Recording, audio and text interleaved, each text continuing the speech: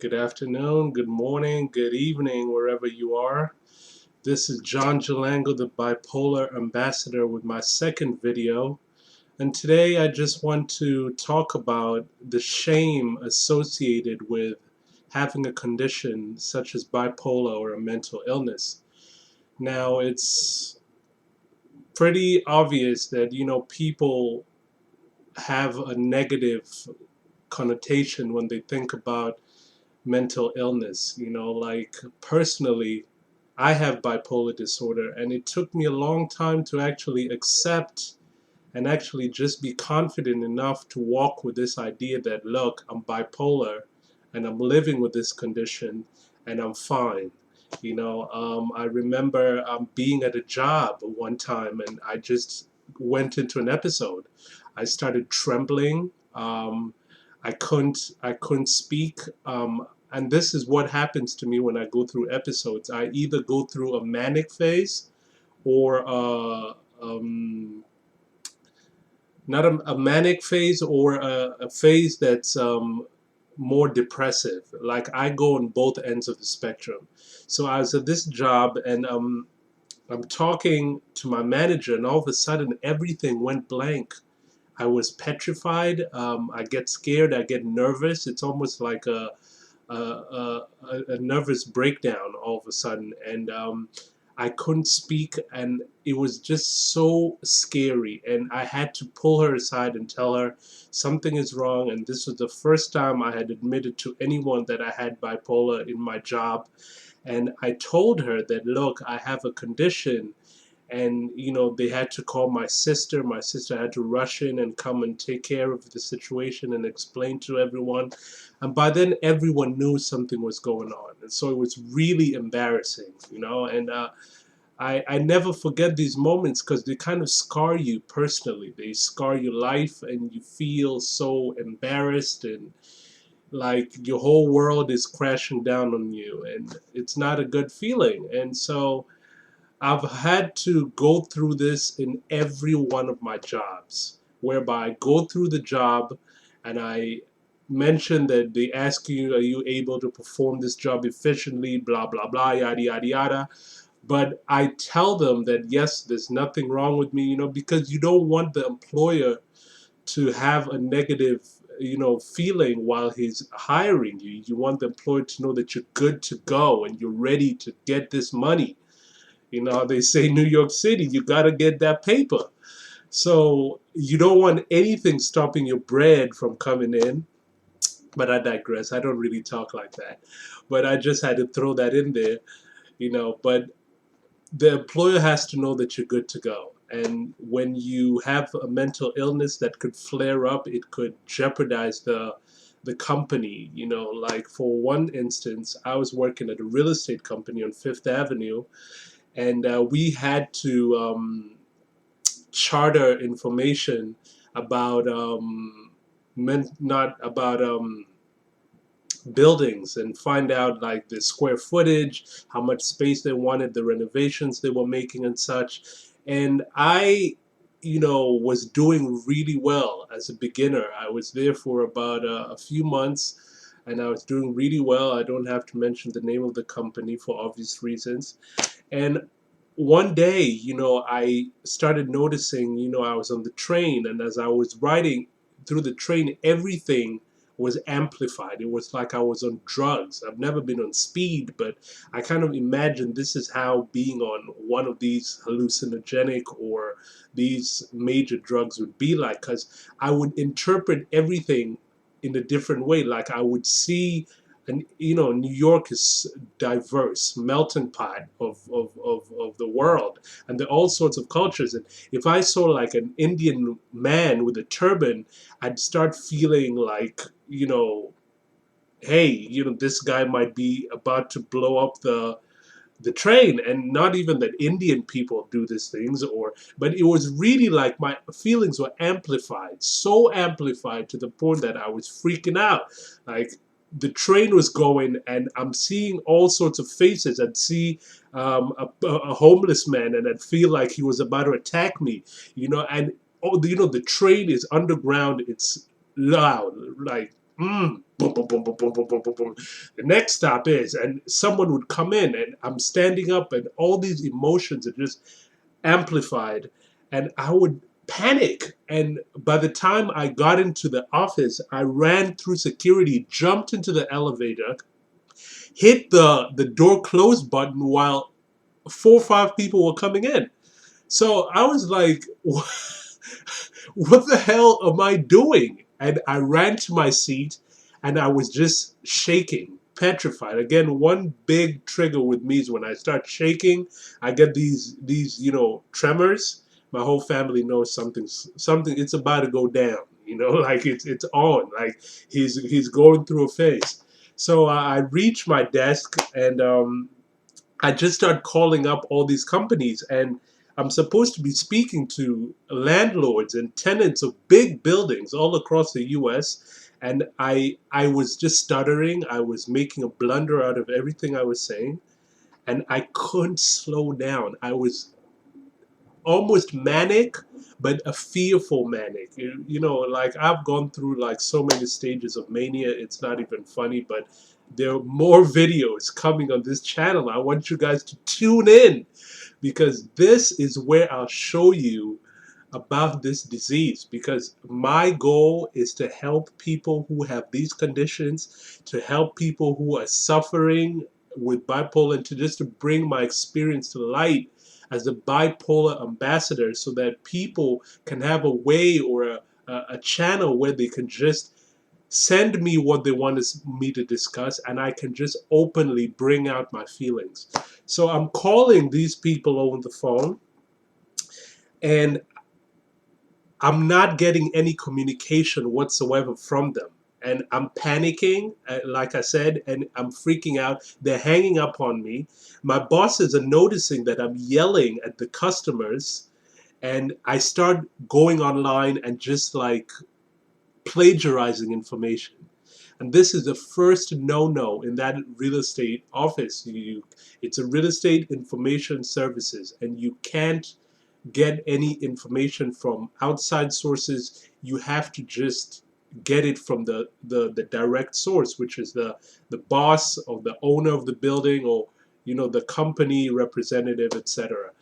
And so I'm there and I'm plagiarizing the hell out of everything, and I just had to stop right there because I knew I was doing something wrong, and I ran into the office and I said, I have something to say. I've been falsifying information. And they said, John, no, we've checked your work. You've been good. And I said, I have. And at that moment, I just wanted to quit. And that's one thing I've noticed with bipolar is that my condition, I give up very easily when I've noticed that I've been exposed, when people, when I feel like all the hard work I've been doing has been compromised, and now my tremors are coming. I just think it's the end of the world, and I quit right there, and I give up, and so this has been really difficult for me, keeping a job, because always something happens. I remember working at the Home Depot. Well, I'm going to say it. I was working at the Home Depot, and it was around the May 21st Harold camping incident. And for some reason, my paranoia, I stopped taking my medication. I was taking Risperdal at the time. I was also taking lithium, and I stopped taking the lithium because it made me drowsy. But I didn't realize all this is a chemical imbalance, and it shoots through your system, in a amazing way, all these medications, that when you stop, the body's realizing that, hey, something's not right here. I'm not getting the appropriate, you know, flow of medication, and the body has to compensate in its own way, and it reacts in different ways. And I was at the Home Depot, and I kept on listening to this end of the world thing, and I really did believe that something was going to happen. And I walk out of my sister's house going to work, and all of a sudden the train has this construction. And of course, now I'm paranoid. This is May 21. They were saying it's going to happen at 6 in the evening. There's major construction. All the trains are canceled. So my mind with the paranoia already hyped up by the bipolar and the lack of taking medication, I believe that something really is going on. Heart starts to race, freaking out, and then the train. Again, I'm in the train. It's claustrophobic. I get off at the wrong stop, and I never wanted to be late at my job because there was always I was still a new employee there, and it was really terrible. I rushed into work, skeeting down the stairs, hurtling down the escalator. Like my life, and I really feel like my life is about to end, and I'm trying to race through the hourglass of time, and it's just going down, and I'm running, and I'm freaking out. So it was bad. It was really bad, and I ended up trying to, be a salesman because I do retail, and that's what I've been doing for a long time. I was a sales associate at the Home Depot, very aspiring at the time, doing very well, and I couldn't do it. I started dropping everything.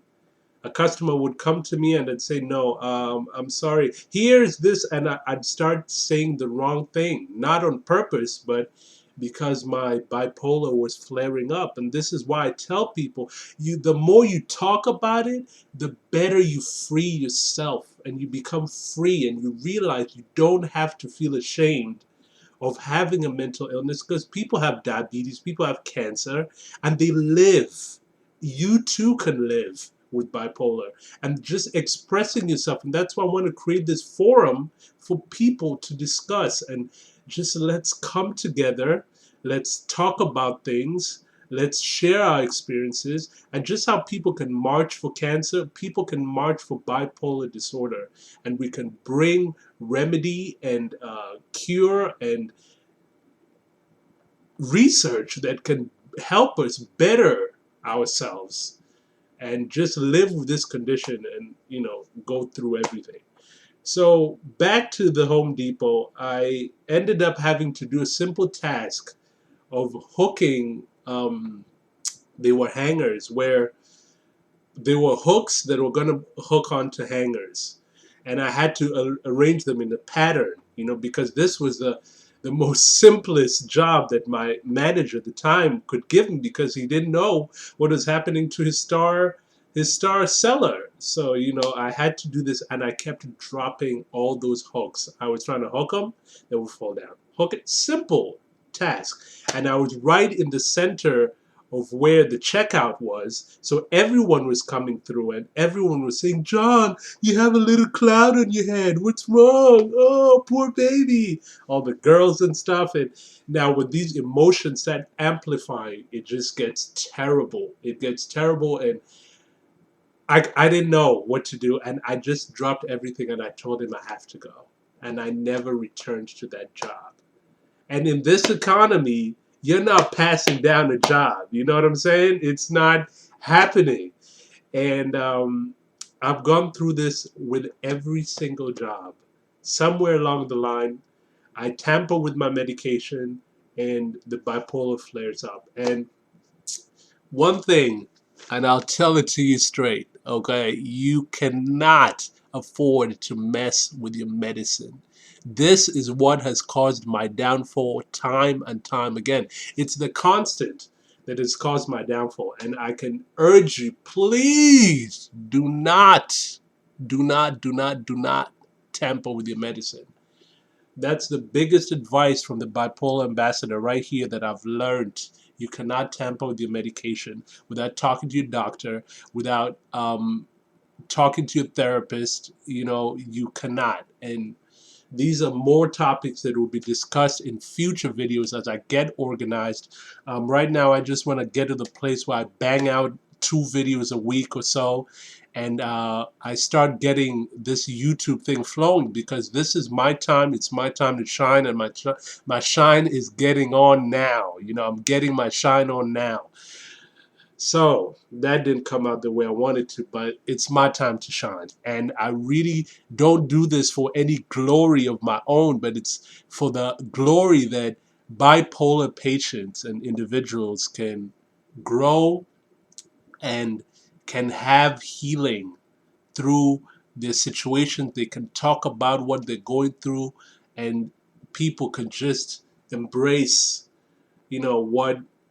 what's going on. And so feel free to like comment, and eventually you can subscribe to this channel, the Bipolar Ambassador channel, and we can talk about what we go through as mental illness patients dealing with bipolar, and to let you know that you don't have to be ashamed. It's your job. I mean, relationships, my God, do you know how hard it is to date a girl and let her find out that you have bipolar? It's a wrap. Because, you hear it in rap songs, oh, she bipolar, like tripping off of that. Like somebody's crazy when they're bipolar. It's become an adjective to describe someone who's crazy. Oh, she's bipolar, he's bipolar. But when you really are bipolar, I've been fortunate. Oh my God, this channel's gonna blow because the stories are just immense. I was married. Well, I'm still married, but we're separated. I don't want to blow her up or whatever, but she had enough, and it's because of just dealing with the ups and downs of somebody, going through these issues. And I don't blame her. You know, trouble with the law, you know, because of bipolar. Now, I've just explained to you the fearful, the panicky, but you don't know about the bipolar character within myself that went over and took over the Hotel Gansevo in the meat packing district. I went up in there and I was manic as F. You know what I'm saying? I was manic to the core, and I had girls like all over. Now, there are two sides, manic, depressive. Like there are two sides. Let me see. Manic, depressive. Where's my hand? Right there. Manic and depressive. Depressive is down here, manic is up there. And when I get into my mode, I used to have this character called Manila, who I put to rest. But when I was manic as fuck, I have to say that, excuse my French. But when I was that crazy, I was so hyper that there was no way I could come down to any level for days. I had to be sedated for days, for days. Now, these are things we have to talk about because some people don't understand them. And you could be married and you have a partner who has these elements, these conditions, and these episodes is rather the word I was looking for. And you don't know what to do. And this is a channel where you could tune in, ask the bipolar ambassador, what's your take on this? And I'm not like science educated or in the health field, but through personal experience, I can bring to light some things that some people are afraid to talk about. And that's what this channel is for, you understand? This is the forum, the bipolar channel, from the bipolar ambassador, straight to your home, in the privacy of your home, just you and your video, and we can change the world. I really believe something can happen here that's beyond, beyond magnitude. So subscribe.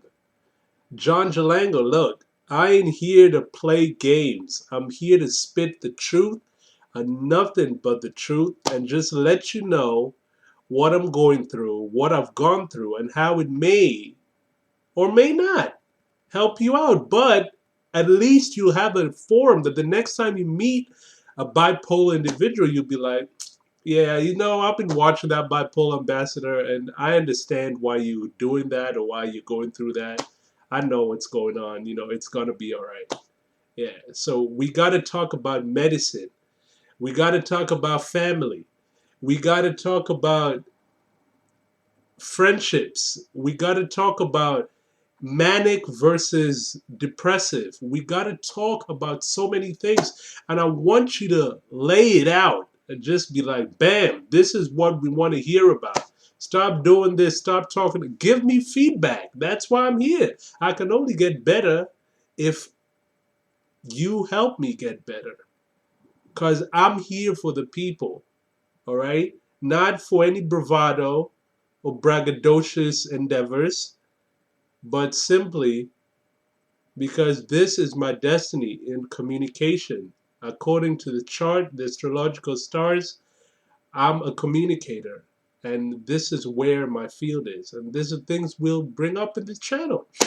But, some days we could just have a cry, we could have a laugh. But, I realized that my introduction was a little shy. But I'm here for business. And let me know what you think about this video. So, in closing, you do not have to feel ashamed. You do not have to feel ashamed about having bipolar. It's a condition such as any other condition. It might have its differences, but it's still a condition nonetheless. Just like a blood disorder or arthritis, or it's bipolar. It's a disease of the mind, and you just have to be strong. Just and don't feel ashamed, because you got to be proud of who you are. You got to be proud of who you are. Regardless, God created you fearfully and wonderfully, beloved. God created you fearfully and wonderfully, and you just have to stick to your medication plan, get a support system, and just keep on trucking. Join a group. And usually bipolar has been affiliated with, abuse of alcohol, which I want to talk about, which I personally had to go through. So, man, I'm not going to bore you any further, but if you're in this to win it, let me know, and let's create a buzz on YouTube, because it's easy to watch low vibration stuff, like going all crazy, cats rolling around, and I don't mean cats as in people. I mean cats, cats just frolicking around, and people getting hit in the nuts, and people are like, yeah, 2 million views. I'm not here for views. I'm here to change the world. And I mean it. With your help, we can bring awareness to bipolar just as big as cancer is, and you got to start from somewhere. So I'm sowing my seed right here, right here. I'm sowing my seed, and I love you all, and I just have a love for humanity, and I want to change the world and or make a difference, even if I can just cause a little quake here and there, just for people to wake up a little bit. This is what I'm here to do, man. So until next time, do not feel ashamed of having bipolar. It's just like any other cause, any other disease. I mean, it's like any other disease. Do not feel ashamed. Stick to your medication, stick to your treatment plan, stay positive, stay away from alcohol and drugs, because it just fucks you up. Plain and simple. I can't put it any other way. All right. I love y'all. Take care. Peace. I'm out.